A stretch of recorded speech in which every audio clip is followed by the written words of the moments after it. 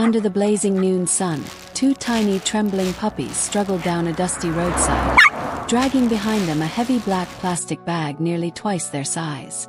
Their paws scraped against the scorching ground, their little bodies shaking with exhaustion, yet they refused to stop. Passing cars slowed, glanced, and drove away, unaware that inside that torn bag something still breathed, something these helpless strays were fighting to save. Weeks ago, their mother had died pushing them out of harm's way when a speeding truck tore down the road. But before her last breath, she had nudged a wounded rabbit toward her pups, teaching them the one lesson that would outlive her, that even the smallest can protect something weaker. Now, carrying that memory like a heartbeat, the two pups pushed forward beneath the punishing sun, one pulling the bag with its teeth, the other nudging from behind, their eyes filled with desperate determination. After what felt like forever, they reached a small veterinary clinic at the edge of town. Through the glass door, a doctor sat writing at his desk, unaware of the miracle about to unfold.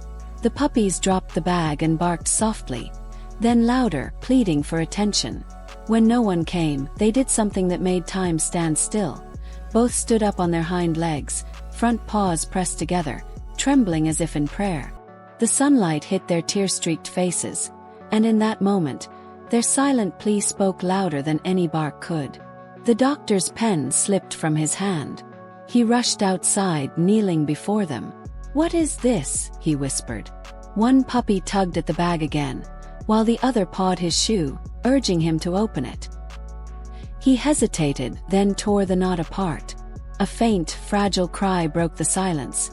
Inside lay a baby rabbit, barely alive, wrapped in a scrap of old cloth, its fur sticky with blood.